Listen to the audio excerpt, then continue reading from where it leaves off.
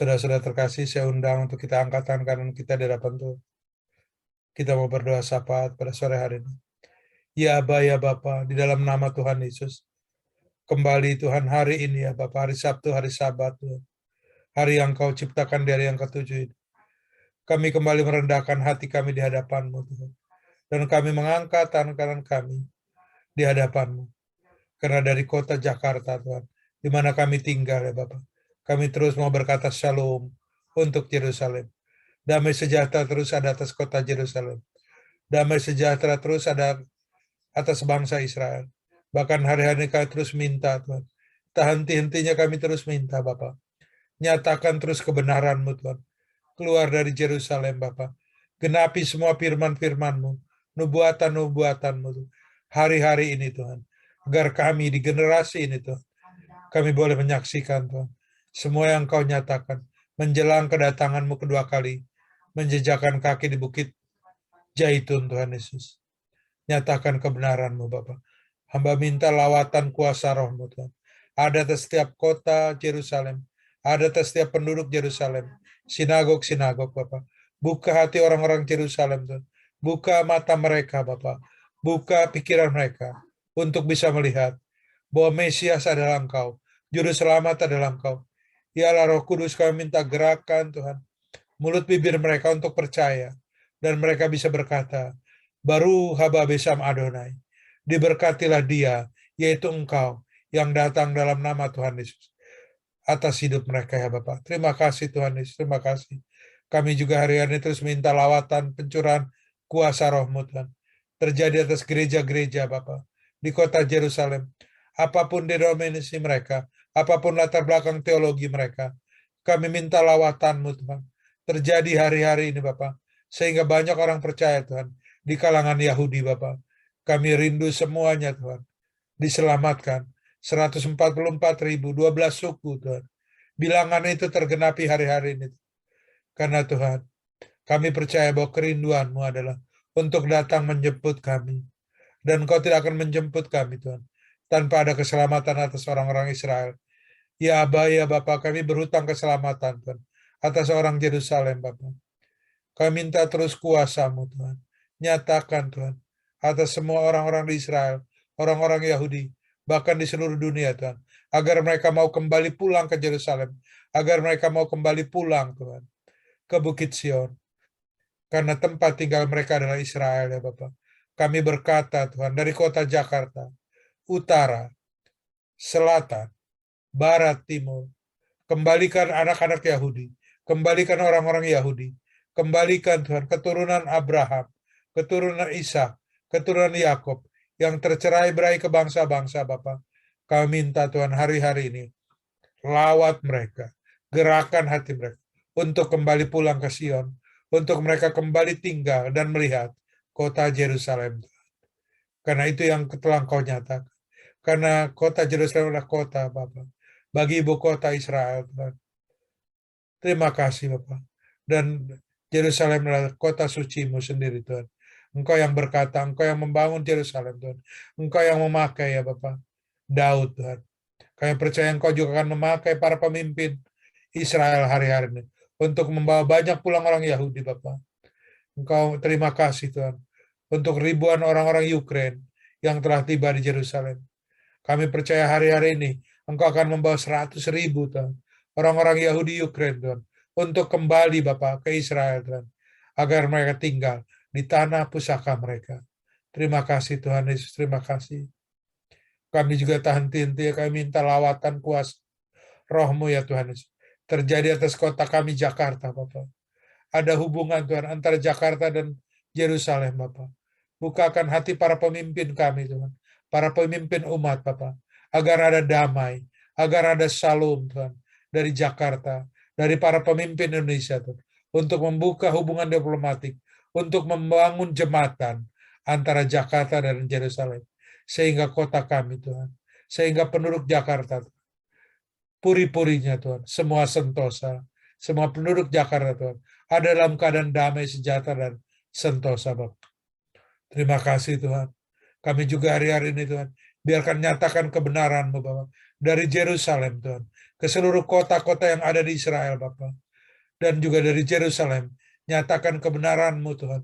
Ke PBB, Bapak. Ke organisasi-organisasi, Tuhan. Bangsa-bangsa, Tuhan. Sehingga bangsa-bangsa boleh melihat bahwa kota Yerusalem adalah kota suci yang Kau bangun. Adalah the city of God. Adalah kota Tuhan. Di mana Engkau, Tuhan, bersemayam, ya Bapak. Dipuji, disembah oleh setiap suku, kaum, dan bahasa. Terima kasih untuk Indonesia, Bapak. Kami percaya, Tuhan, Engkau akan memberikan yang terbaik, Tuhan. Engkau akan memberikan yang penuh dengan kasih sayang, Bapak, kepada bangsa Indonesia, Tuhan. Karena Engkau telah rela mati. Engkau telah disalibkan, Tuhan. Juga untuk penduduk Indonesia, Bapak. Biarkan hari-hari ini, Tuhan, di tengah para pemimpin menghadapi pergumulan ekonomi, Tuhan. Menghadapi lebaran, menghadapi bulan puasa, Bapak. Berikan hikmah, Tuhan, agar para pemimpin negeri kami mampu memimpin negeri ini, Tuhan. Sehingga, Tuhan, harga-harga bahan pokok, Tuhan, semua bisa tercapai. Bisa terjangkau dengan baik, ya Bapak. Dan damai sejahtera-Mu, Tuhan, ada atas Indonesia. Indonesia dijauhkan dari kerusuhan. Indonesia dijauhkan, Tuhan, dari ketidakdamaian, Bapak. Dan kami minta hari-hari ini, Bapak, lawatan-Mu terjadi atas semua bangsa Indonesia, Tuhan. Atas setiap suku yang ada di Indonesia, Bapak. Sehingga, Tuhan, ada shalom, ada damai sejahtera atas penduduk Indonesia, atas bumi Indonesia, atas para pemimpin negeri, Tuhan. Dan kami semua, Bapak, gereja-gereja-Mu, Tuhan, menerima lawatan akhir zaman. Kami dibangkitkan, Tuhan. Kami menjadi terang, Bapak, untuk Indonesia. Haleluya. Amin. Ya, Daud, terima kasih sudah bergabung. Salam, Daud.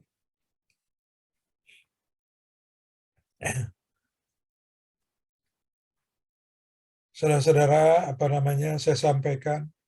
Ini juga direkam, tapi tadi saya sudah pesan, yang dipin, akhirnya yang keluar itu hanya gambar saya saja. Jadi nggak usah khawatir, saudara nanti terlihat di YouTube atau di mana. Karena tidak akan dikeluarkan. Saya sudah pesan, cuma saya aja yang keluar di rekaman ini. Ya, saudara-saudara, sedikit saya mau sampaikan bahwa mungkin kelihatan sederhana, saudara. Tapi jujur, pelayanan kita secara online di YouTube tadi banyak mendapat respon yang baik sekali. Puji Tuhan. Segala kemuliaan bagi nama Tuhan Yesus. Kenapa? Karena rindu semua yang kita sampaikan, yang kita doakan ini bukan hanya didengar oleh 9 orang, saudara, tapi bisa didengar oleh ribuan orang dari kota-kota lain yang mereka melihat, mereka mendengarkan. Bahkan sudah ribuan views, saudara. Kita baru beberapa minggu kita terlibat di pelayanan ini. Puji Tuhan, saudara, tolong bantu, tolong doakan, tolong sebarkan.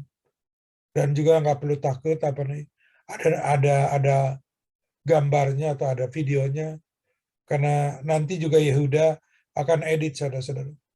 Selalu direkam, dan pada saat direkam ini yang keluar cuma saya saja. Ini yang saya ingin sampaikan ke saudara-saudara. Karena hari-hari ini kita harus menjangkau lebih banyak lagi jiwa, saudara, agar kabar baik terus disampaikan. Bukan kabar buruk, saudara. Bukan berita-berita yang tidak baik yang menguasai dunia internet. Karena mau nggak mau kita bakal dibawa ke dunia digital. Ya, berita setiap hari saya baca, saudara, saya dapat link dari email saya, gimana yang namanya kasih di dunia ini semakin dingin. Orang udah nggak peduli lagi. Orang udah istilahnya yang namanya I don't care itu udah menjadi habit, udah menjadi kebiasaan, udah menjadi kelakuan orang zaman sekarang. Saya baru ketemu beberapa hamba Tuhan yang datang ke tempat tinggal saya Hal yang sama diceritakan. Bagaimana bahkan dia akan di antara orang-orang yang sudah senior, juga yang namanya peduli, itu udah ya maaf, cuman jadi aplikasi, saudara. Peduli lingkungan itu udah cuman jadi aplikasi. Tapi dalam keseharian, itu yang firman Tuhan katakan dalam Matius 24, bahwa kasih semakin dingin. Dan many will be offended. Dan banyak orang akan mudah tersinggung, akan mudah kecewa. Itu yang terjadi hari-hari.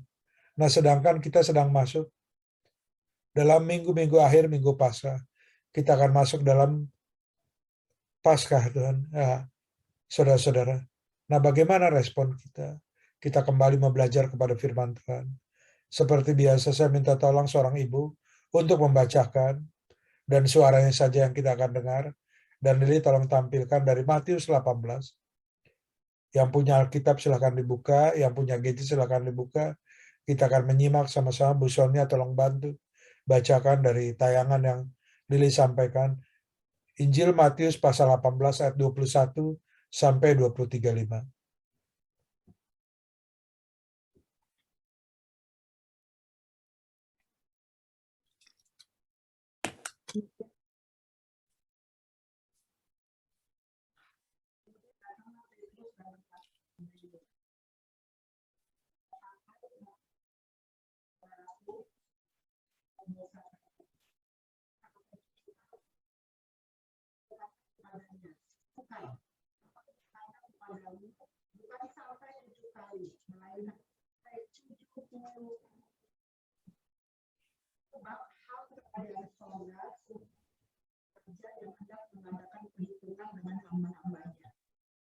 Setelah ia mulai mengadakan perhitungan itu, dihadapkanlah kepadanya seorang yang berhutang 10.000 talenta.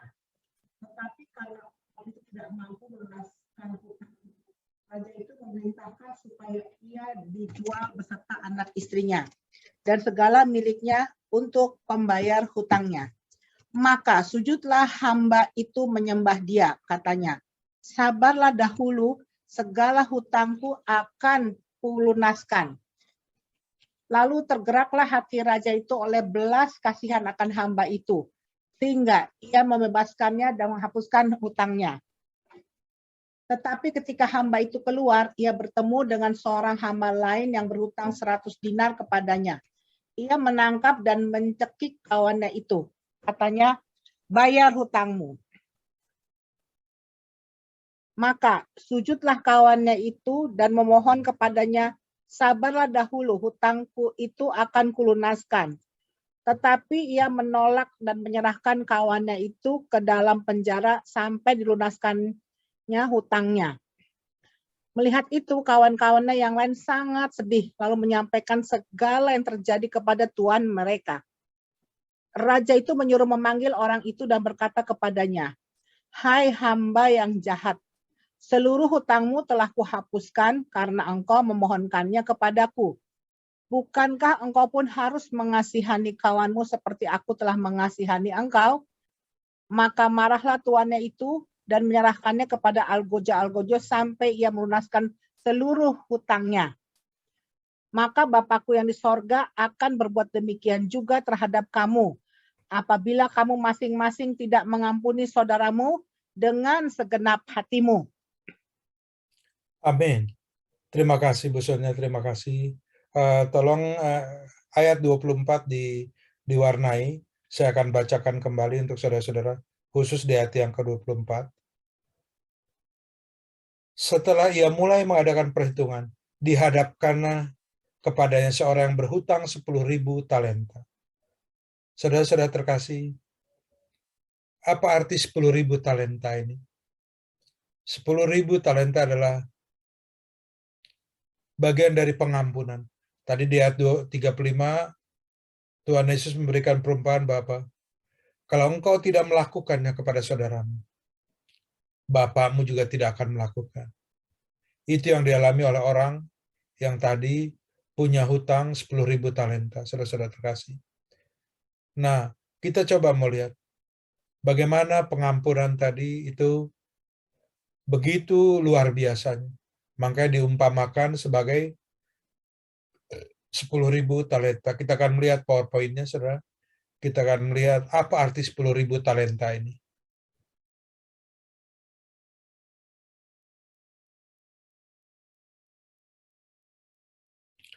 Ya, saudara bisa lihat di screen bahwa pengampunan itu setiap pengampunan, setiap pada saat kita mengampuni seseorang, pada saat kita melupakan kesalahan seseorang, kita mau let it go, kita biarkan kesalahan orang lain.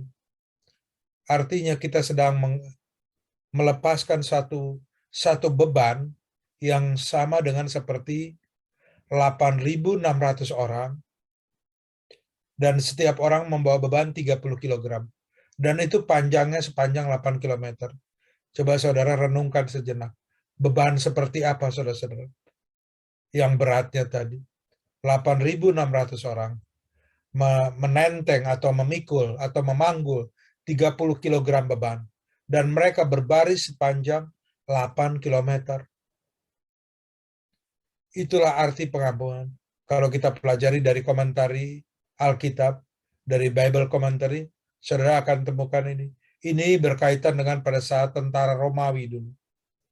Perhitungan ini keluar seperti saudara. 8.000, saya ulangi sekali lagi, 8.600 orang membawa beban 30 kg dan mereka berbaris sepanjang 8 km. Itu arti satu pengampunan. Pada saat saya mengampuni seseorang atau saya diampuni oleh seseorang, seseorang itu sedang melepaskan beban yang seperti ini. Karena pada saat kita tidak bisa mengampuni, pada saat kita tidak diampuni oleh saudara kita sendiri, oleh keluarga kita sendiri, oleh orang dekat kita sendiri, saya sedang membawa beban yang besar seperti ini, saudara. Hal yang sama, itu pun berlaku sama kita yang tidak bisa mengampuni. Jadi maksudnya apa? Apa pengampunan itu yang saya ingin sampaikan, saudara-saudara, bahwa pengampunan itu adalah menjadi apa? Lifestyle kita.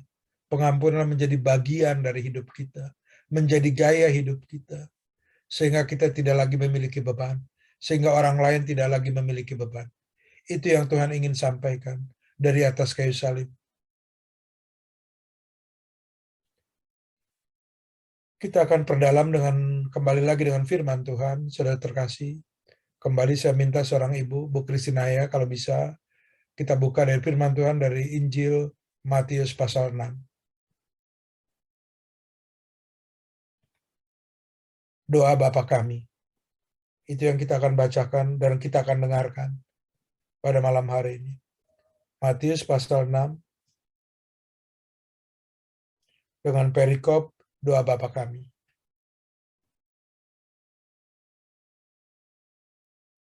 Ya. Hal berdoa. Dan apabila kamu berdoa, janganlah berdoa seperti orang munafik. Mereka suka mengucapkan doanya dengan berdiri dalam rumah-rumah ibadat dan pada tikungan-tikungan jalan raya, supaya mereka dilihat orang. Aku berkata kepadamu, sesungguhnya mereka sudah mendapat upahnya. Tetapi jika engkau berdoa, masuklah ke dalam kamarmu, tutuplah pintu, dan berdoalah kepada Bapamu yang ada di tempat tersembunyi. Maka Bapamu yang melihat yang tersembunyi akan membalasnya kepadamu. Lagi pula dalam doamu itu janganlah kamu bertele-tele seperti kebiasaan orang yang tidak mengenal Allah. Mereka menyangka bahwa karena banyaknya kata-kata doanya akan dikabulkan. Jadi janganlah kamu seperti mereka, karena Bapamu mengetahui apa yang kamu perlukan sebelum kamu minta kepadanya. Karena itu berdoalah demikian. Bapa kami yang di sorga, dikuduskanlah namamu.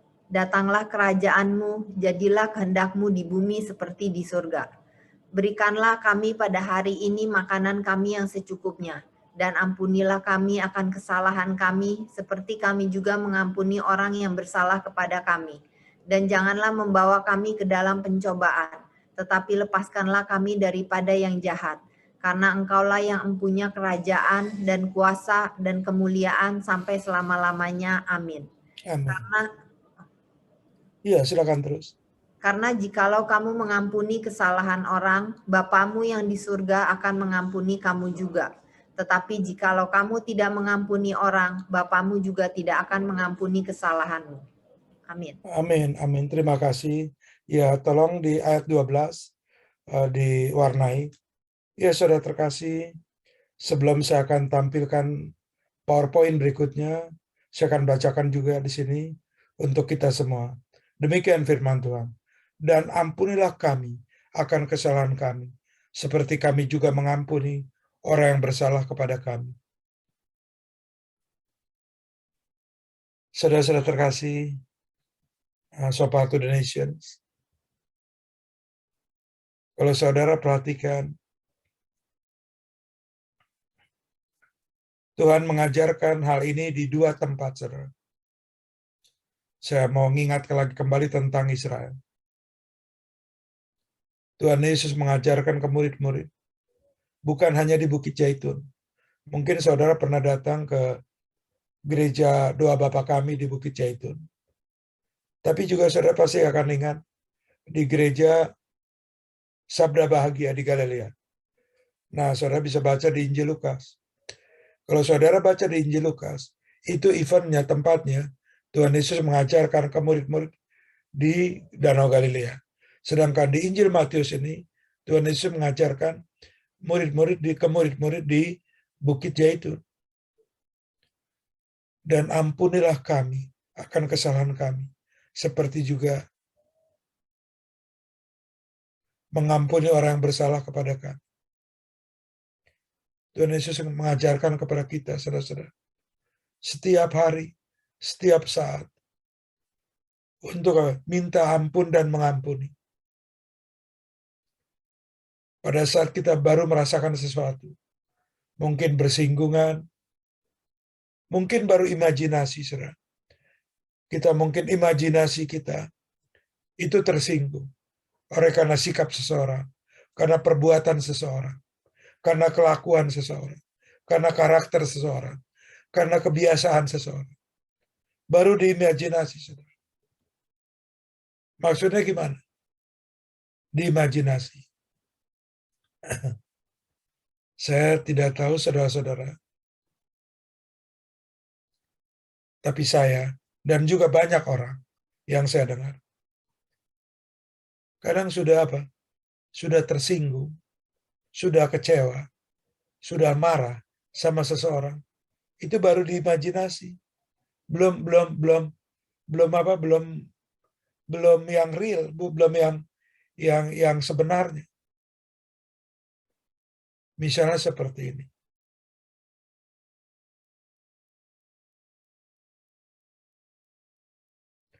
Karena mungkin seseorang sudah janji sama kita. Dan setelah itu tidak ada kabar.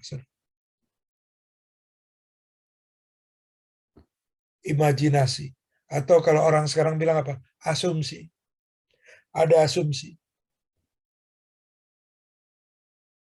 Bahwa orang itu bersalah sama kita. Orang itu sudah berdosa sama kita. Itu kenapa Tuhan Yesus mengajarkan murid-murid. Kalau doa, masuk ke kamar. Kunci pintu. Nggak ada orang yang perlu tahu. Tujuannya untuk supaya apa? Kita bisa merenungkan apakah ada kesalahan orang lain atau kesalahan kita dari imajinasi, saudara. Bukan ngalami yang real gitu. Maksud saya yang real begini. Mungkin kita diperlakukan kasar sama orang pada saat kita bicara, pada saat kita kumpul, bahkan pada saat ibadah seperti ini. Ada orang yang bersikap kasar, ngomongnya kasar, atau bahasa tubuhnya kasar. Itu yang real. Tapi ada juga yang imajinasi. Dan Tuhan Yesus mengajarkan apa? Datang setiap hari. Datang berlutut ke hadapan Bapa, agar Bapa juga mengampuni semua kesalahan kita. Jadi pengampunan harus terus berlangsung, saudara. Bukan cuma nunggu, oh ini Minggu Paskah, oh ini bentar lagi pas hari Paskah. Biasanya kita kalau masih di Gracia, saya mencuci kaki saudara satu persatu. Saya yang datang ke bangku saudara, saya mencuci kaki saudara-saudara semua. Saat kita masih ibadah di gedung Gracia, saya masih ingat. Bahkan di Rubina, saya ingat, pernah juga kita lakukan secara simbolik. Tapi itu nunggu pada saat kita mau Paskah, pada saat kita merayakan kematian Tuhan Yesus. Tapi Tuhan Yesus mengajarkan lebih dari itu. Karena beban dari pengampunan. Karena satu kekuatan yang kita lepaskan pada saat kita mengampuni seseorang atau kita diampuni oleh seseorang. Saya ulangi sekali lagi, ada 8.600 orang yang membawa 30 kg beban setiap orangnya. Dan mereka berbaris sepanjang 8 km, 5 mile, saudara-saudara. Beban seperti itu. Pada saat kita tidak mau mengampuni orang, pada saat kita tidak diampuni oleh orang, itu yang akan kita pikul setiap hari.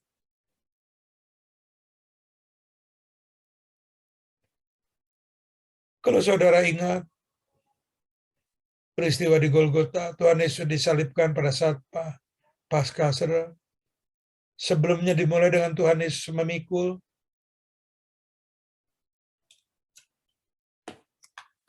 kayu salib di Via Dolorosa. Arti daripada karya salib yang sesungguhnya bukan hanya penderitaan dari Tuhan Yesus pada saat diludah, orang meludahi dia saat dia memikul kayu salib. Pada saat Tuhan Yesus terjatuh dan berhenti di 14 stasi, di 14 perhentian. Bukan itu, saudara. Dan bukan maksud saya juga mengecilkan arti pengorbanan itu. Dan bukan Tuhan Yesus yang tergantung di atas kayu salib dari siang sampai sore. Dan langit kota Yerusalem menjadi gelap gulita. Di tengah bau darah domba yang dipotong di bait suci. Bukan suasana seperti itu. Tuhan Yesus dengan menahan gravitasi yang harus dia terjatuh ke bumi karena dia harus menanggung berat bebannya sendiri. Dengan luka-luka di tubuhnya. Dengan mahkota duri yang mengeluarkan darah di kepala. Bukan itu saja, saudara-saudara. Tapi ada pesan yang begitu kuat. Mulai pada saat Tuhan Yesus memikul kayu salib. Ada pesan, ada message yang begitu kuat. Yang Tuhan ingin sampaikan kepada kita.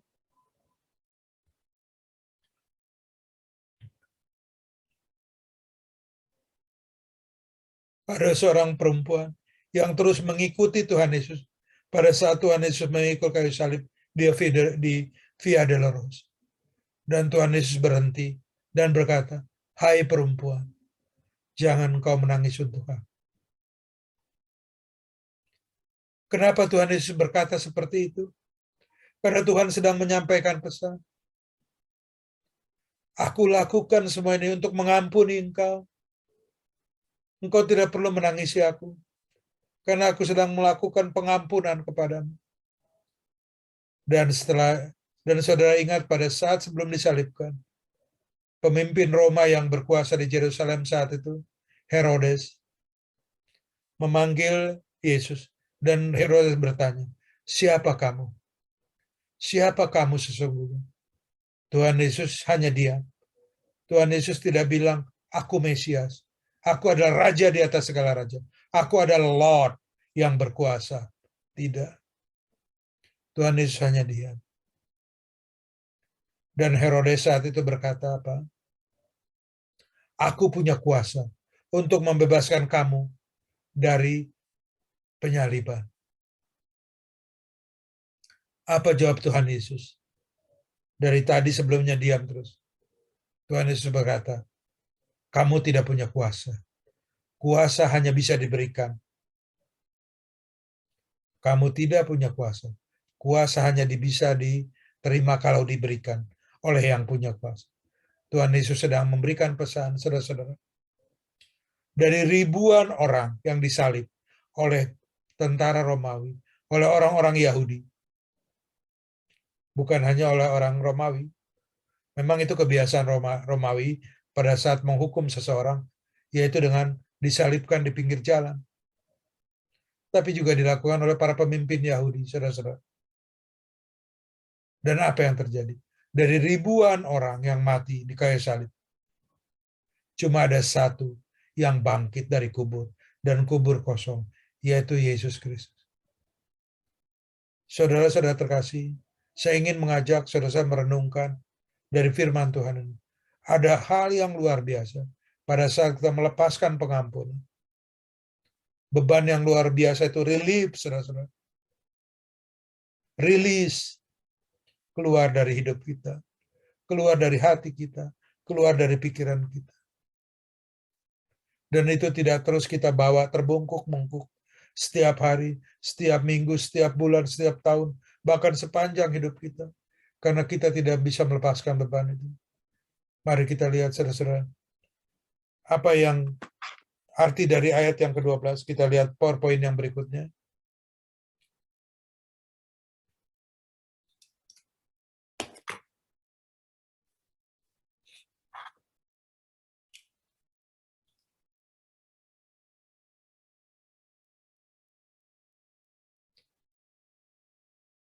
Tuhan Yesus mengajarkan kepada kita pada saat kita minta ampun, pada saat kita minta pengampunan. Pengampunan adalah respon. Pengampunan adalah penyembahan kepada Yesus. Tadi kita mulai dengan apa? Kita naikkan penyembahan. Kita naikkan pujian, diiringi dengan musik yang indah, dengan suara yang merdu. Tapi pengampunan itu adalah penyembahan yang sesungguhnya. Pujian yang sesungguhnya adalah pada saat kita mengampuni. Pada saat kita diampuni, saudara-saudara terkasih. Dan pengampunan adalah memuliakan Allah Anak di hadapan Allah Bapa. Saudara-saudara yang saya kasihi, pada saat kita bisa mengampuni seseorang, artinya kita sedang memuliakan nama Yesus di hadapan Bapa Surgawi. Karena tujuan Tuhan Yesus ada di muka bumi adalah memuliakan nama Bapa. Hal yang sama dengan kita semua. Kenapa kita ada di Sopartu Donation, saudara? Kenapa kita kumpul sebagai orang percaya pada sore hari ini? Hanya untuk memuliakan nama Tuhan Yesus. Bukan hal yang lain. Bukan karena kita orang benar. Bukan karena kita orang hebat. Bukan karena kita orang baik. Bukan kita punya beban untuk Israel. Punya beban untuk Yerusalem. Bukan sama sekali. Tapi untuk memuliakan nama Tuhan Yesus. Saya ulangi sekali lagi. Pengampunan adalah memuliakan Allah Anak di hadapan Allah Bapa. Sebagaimana yang Tuhan Yesus lakukan, saudara-saudara terkasih.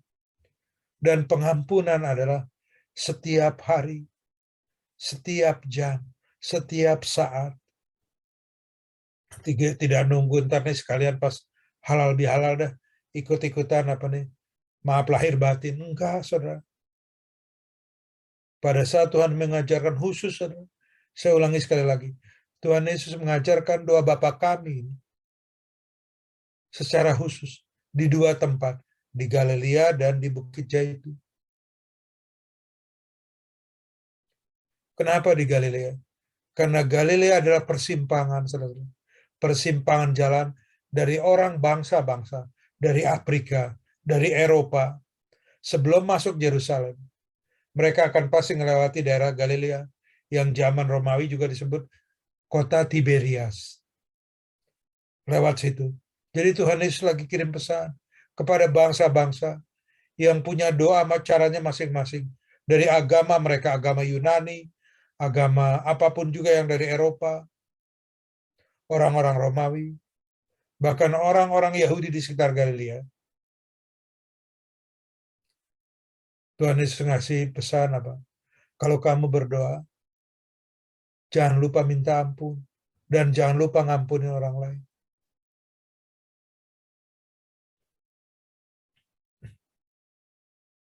Setiap hari, setiap jam, setiap saat.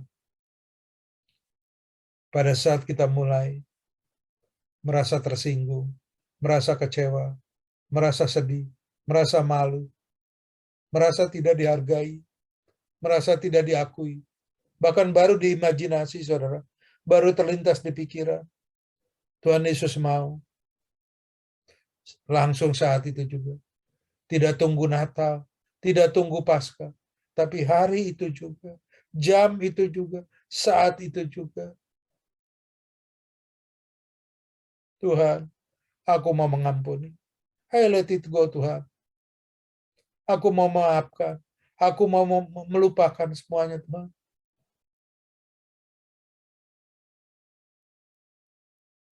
Saat itu juga, saudara, nama Tuhan Yesus dimuliakan di hadapan Bapa. Karena Tuhan Yesus sedang ada di sebelah tahta Bapa, Allah Bapa. Dan itu adalah penyembahan yang luar biasa.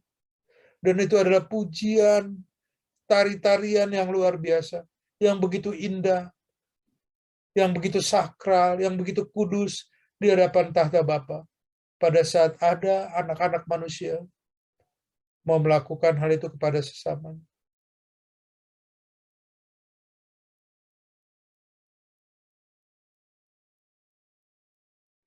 Memang tidak mudah, saudara. Kadang kita harus bergumul. Kadang kita harus melawan terus. Itu juga yang Tuhan Yesus lakukan pada saat mikul kayu salib. Di Via Dolorosa. Jubah putihnya berubah menjadi keungu-unguan. Karena masih ada pembuluh darah Tuhan Yesus yang pecah. Sisa dari Getsemani, saudara. Pada saat ditangkap untuk dibawa ke rumah Imam Kayafas. Jubah putihnya berubah menjadi keungu-unguan. Karena pembuluh darahnya, dari pori-porinya keluar darah. Dan dia harus pikul kayu salib, kayu yang begitu solid, dengan berat 300 kg, saudara. Ini perkiraan saya. Anggap Tuhan Yesus beratnya 90 kilo atau 100 kilo. Karena orangnya tinggi-tinggi. Kita anggap tinggi bukan seperti kita orang Indonesia. Dan Tuhan Yesus memikul beban 3 kali berat badan. Dan di tengah cemoohan, saudara, di tengah hinaan, di tengah tontonan orang-orang, Yesus yang sama, yang memberikan mujizat, Yesus yang sama, yang namanya dipakai untuk menyembuhkan orang di depan pintu gerbang Bait Suci. Hari itu menjadi tontonan. Bahkan sampai 14 kali. Karena 300 kilo kayu itu ditanggung. Sampai jatuh, saudara.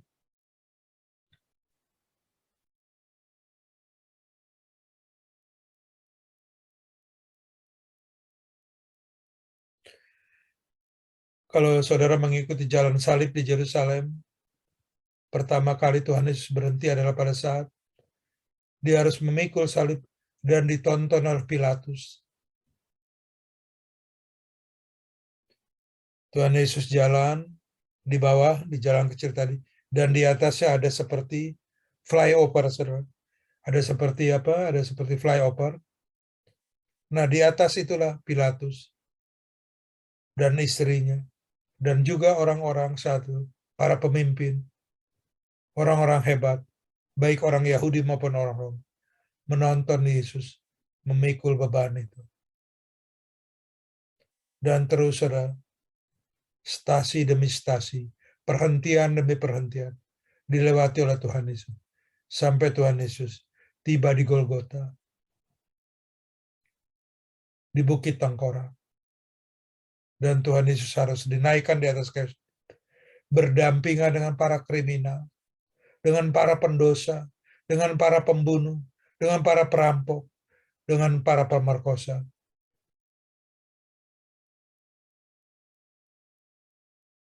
Bahkan sampai di atas kayu salib, Tuhan Yesus masih mengampuni.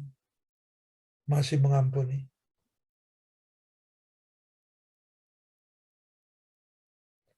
orang yang ada di sebelahnya, yang mencemooh, yang menghina dia. 2 kriminal tadi. Dan 1 kriminal saat itu juga langsung masuk surga karena percaya bahwa Yesus adalah anak Allah.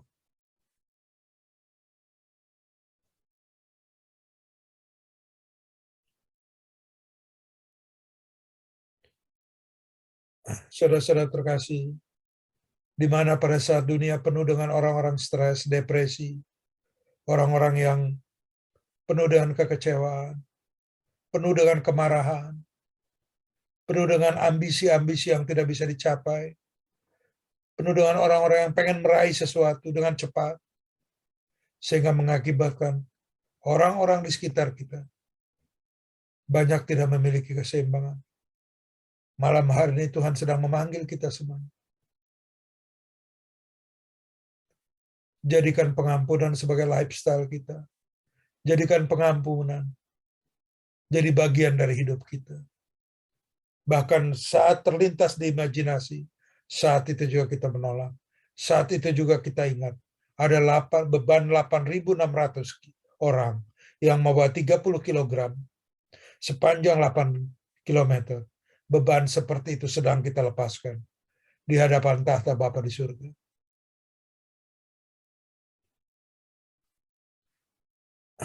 Itu pesan untuk kita semua saudara-saudara pada saat kita masuk bulan April, dan ini yang menjadi renungan kita.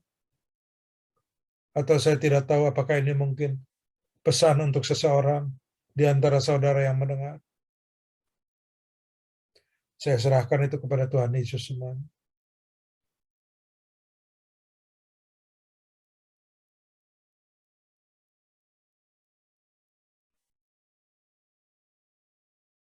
Saudara-saudara terkasih,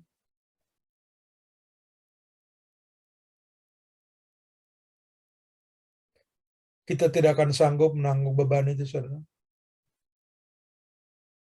Para ahli Alkitab sudah membuat komentar, bahkan dengan referensi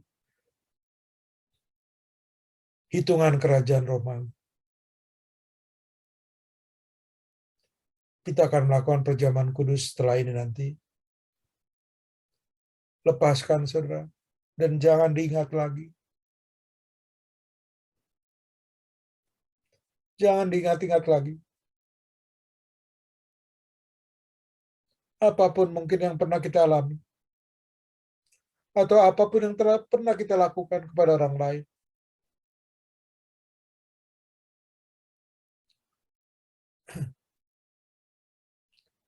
Saya akan tutup dengan 1 firman Tuhan, 1 ayat saja. Dan setelah itu kita akan berdoa dan perjamuan kudus. Mari kita buka firman Tuhan dari Filipi 2, ayat yang ke-13. Tolong ditayangkan. Filipi 2, ayat 13.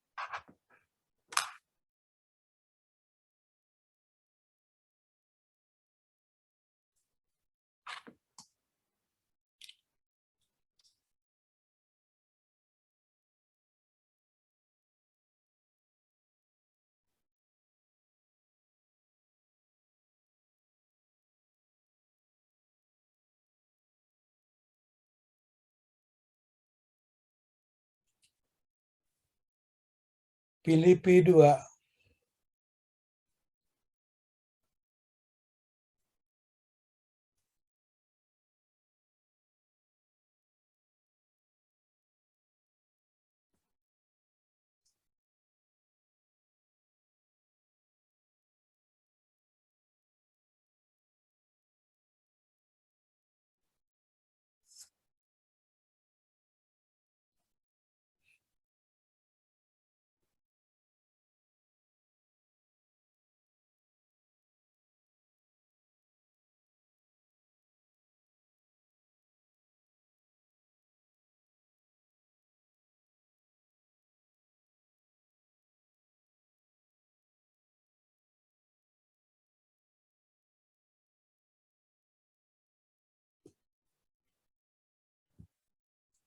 ya tolong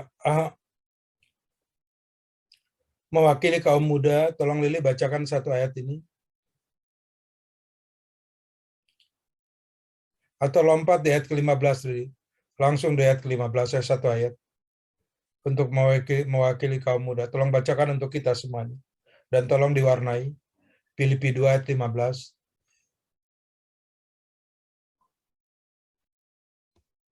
Filipi 2 ayat 15, supaya kamu tiada beraib dan tiada bernoda sebagai anak-anak Allah yang tidak bercela di tengah-tengah angkatan yang bengkok hatinya dan yang sesat ini, sehingga kamu bercahaya di antara mereka seperti bintang-bintang di dunia.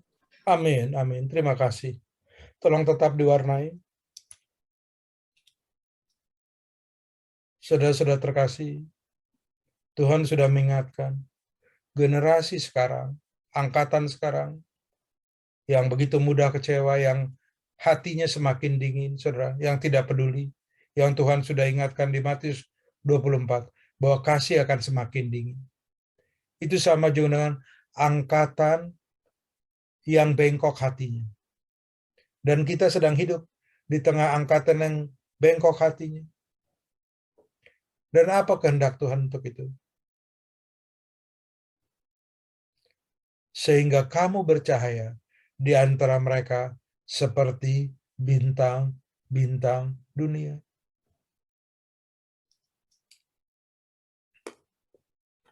Tuhan Yesus tetap, saudara-saudara, punya iman yang besar kepada kita.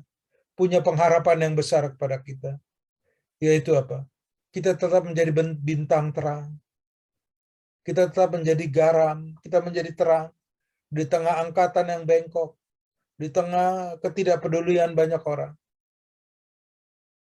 Di tengah orang yang begitu tega untuk melakukan sesuatu. Tapi tetap Tuhan berkata kepada kita semuanya, aku mau kamu jadi bintang di dunia ini. Aku mau hidupmu bersinar, dilihat oleh banyak orang. Bukan karena usaha kita, tadi yang di ayat 13, tapi karena kerelaannya. Ini poinnya, saudara-saudara. Bahwa kita adalah anak-anak Allah yang tidak tercela. Di tengah angkatan yang bengkok, di tengah kebencian, di tengah iri hati, di tengah orang ikut-ikutan, orang seperti ini diikuti seperti ini, bahkan lebih lagi. Di tengah semua apa yang bisa dipamerkan, saudara. Angkatan orang bengkok. Tapi Tuhan mau kita tetap hidup, saudara, di tengah angkatan orang bengkok itu. Apakah sama seperti mereka? Tidak. Supaya kita tetap menjadi apa? Bintang-bintang di dunia. Supaya nanti ada orang lain, ada agama lain, ada bangsa lain melihat bahwa kita adalah bintang. Karena kita bisa hidup di angkatan orang bengkok. Mari kita tundukkan kepala kita, saudara-saudara. Kita mau berdoa. Terima kasih Bapa di surga, terima kasih untuk karya salib-Mu, untuk pengorbanan-Mu, untuk pesan-pesan-Mu dari atas kayu salib. Pesan-Mu begitu kuat, Tuhan. Dari ribuan orang, mungkin jutaan orang yang sudah mati, disalibkan yang ada di Israel. Tapi hanya satu, yaitu Engkau sendiri yang bangkit. Kau bangkit dari kematian, kubur menjadi kosong, Engkau naik ke surga. Itulah pesan yang Kau sampaikan kepada kami. Bahkan pada saat Engkau menyerahkan nyawamu di atas kayu salib, dengan wajah tertunduk, itu adalah pesan kepada kami, bahwa Engkau sudah melepaskan semua beban yang ada dalam hidup kami. Semua kesalahan kami, ketidaktaatan kami, pelanggaran kami, dosa-dosa kami, kesombongan kami, keangkuhan kami, Engkau sudah lepaskan di atas kayu salib dengan cara Engkau menyerahkan nyawamu dan Engkau tertunduk di atas kayu salib di hadapan Bapa. Terima kasih Tuhan Yesus. Terima kasih ya Bapa. Kembali kami semua Tuhan. Sebelum kami mau melakukan perjamuan kudus, ampuni setiap kesalahan kami, anak-anak-Mu yang hadir Tuhan, yang ada di tengah-tengah kami. Ampuni kami semua.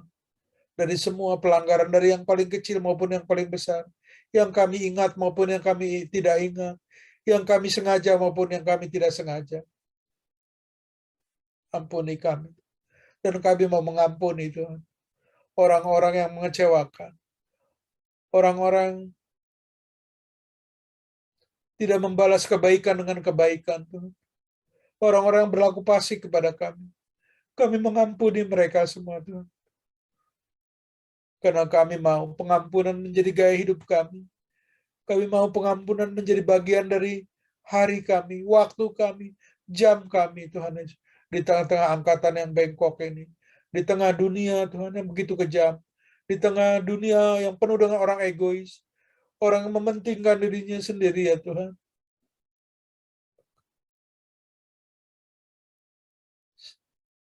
Kuduskan kedua tangan kami. Kuduskan hati kami. Agar kami boleh naik ke gunung kudus-Mu pada malam hari. Untuk menerima darah-Mu. Untuk menerima tubuh-Mu ya Tuhan Yesus. Dalam nama Tuhan Yesus. Hamba berdoa. Haleluya. Amin.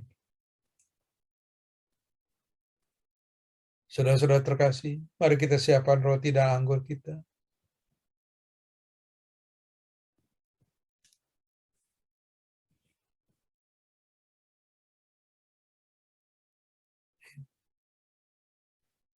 Kalau yang kameranya dibuka, silakan tunjukkan, saudara. Atau mungkin mau pakai apa? Pakai chat. Tolong kasih tangan seperti ini, artinya saudara udah siap. Karena saya tidak boleh memulai perjamuan tanpa kalau masih ada yang belum, saudara. Atau kalau memang tidak ikut, tidak apa-apa. Tapi tugas saya sebagai hamba Tuhan adalah untuk melihat semuanya. Bahwa semuanya sudah memegang roti. Hal yang sama pada saat kita di gereja.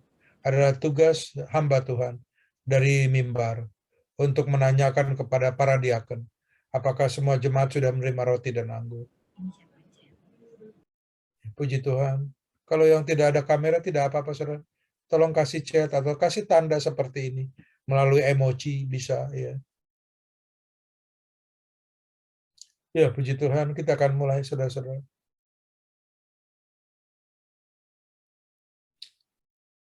Mari kita angkat roti kita tinggi-tinggi.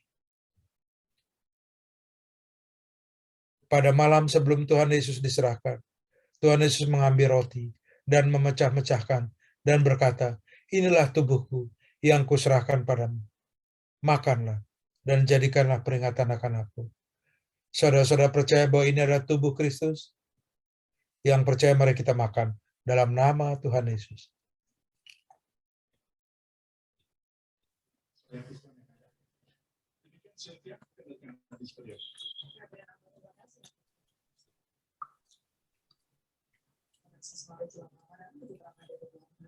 Ucapkan syukur dalam hati, saudara-saudara. Karena saat ini juga, detik ini juga, semua kutuk Mesir, semua kutuk dunia, kutuk kemiskinan, kutuk sakit penyakit, kutuk apapun juga, sudah ditebus oleh tubuh Yesus dari atas kayu salib. Ucapkan syukur, jangan ada yang diam, saudara-saudara. Katakan terima kasih Tuhan Yesus. Cukup dalam hati, karena mungkin di mute.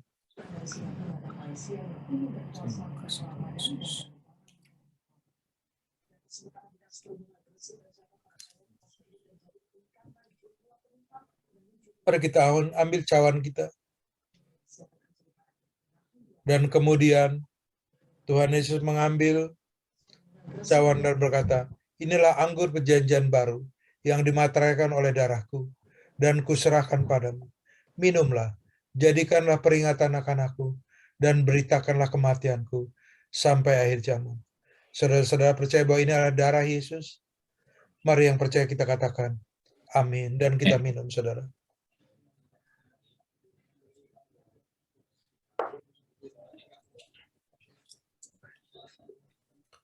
Kembali saudara ucapkan syukur saudara. Jangan ada yang diam. Karena mulai detik ini juga, mulai saat ini juga, darah ini telah menghapus semua dosa kita yang merah seperti kemisi, menjadi putih seperti salju. Ucapkan syukur saudara. Tidak ada lagi pelanggaran di hadapan Tuhan. Tidak ada lagi ketidaktaatan di hadapan Tuhan yang telah kita lakukan di masa lalu, yang tidak diampuni. Tidak ada lagi condemnation. Tidak ada lagi tuduhan. Tidak ada lagi tuntutan, saudara-saudara. Kita sudah righteousness. Kita sudah dibenarkan oleh karena kebenaran darah Kristus. Terima kasih Tuhan. Terima kasih Yesusku. Terima kasih Yesusku. Puji syukur hanya bagi Tuhanku. Terima kasih Yesusku. Terima kasih Yesusku. Puji syukur hanya bagi Tuhanku. Puji syukur hanya bagi Tuhanku. Terima kasih Tuhan Yesus. Terima kasih untuk kesempatan kembali yang Kau berikan kepada kami. Untuk kami bisa membawa korban suci. Kami bisa membawa korban persembahan di hadapan, yaitu anak domba Paskah, Yesus Kristus, dalam hidup kami. Terima kasih untuk berkat-berkat-Mu Tuhan. Untuk janji-janji firman, kebenaran-Mu Tuhan, atas kami semua. Dan mulai saat ini juga, kami semua ada di dalam Engkau, dan Engkau ada dalam kami. Kami akan akhiri ibadah doa pada malam hari ini Tuhan. Hamba memberkati semua Tuhan, hamba tidak sebutkan satu persatu. Tapi semua yang hamba lihat nama-nama mereka. Bapa, jadikan kepada kami Tuhan. Pengampunan menjadi lifestyle Bapa. Menjadi gaya hidup kami Tuhan. Menjadi kelakuan kami, sikap kami Tuhan. Kami tidak akan lagi membawa beban Tuhan. Yang begitu berat Bapa. Setiap hari dan begitu panjang Tuhan Yesus. Terima kasih Tuhan Yesus, terima kasih. Dan terus kami rindu Tuhan untuk melihat berkat-Mu di bulan yang baru. Agar semua berkat-berkat yang tertahan di bulan-bulan kemarin, bahkan di tahun-tahun kemarin, Engkau berikan Tuhan percepatan kepada kami semua. Sehingga kami bebas Tuhan dari tekanan. Bebas Tuhan dari apapun juga. Bahkan dari hutang piutang Tuhan. Kami dibebaskan ya Bapa. Kekasih-kekasih Kristus, mari kita arahkan wajah kita dan kita angkat kedua tangan kita di hadapan Bapa di surga. Terimalah berkat yang begitu melimpah. Berkat Abraham, Isa, Yakub, di dalam nama Yesus Kristus Tuhan. Shalom. Dari Roh Kudus, damai sejahtera dari Roh Kudus, mulai pada malam hari ini, sampai Maranatha, bahkan sampai selama-lamanya. Yang percaya bahwa kita telah diberkati, dan kita akan menjadi berkat, bahkan sampai ke bangsa-bangsa, kita katakan, amin.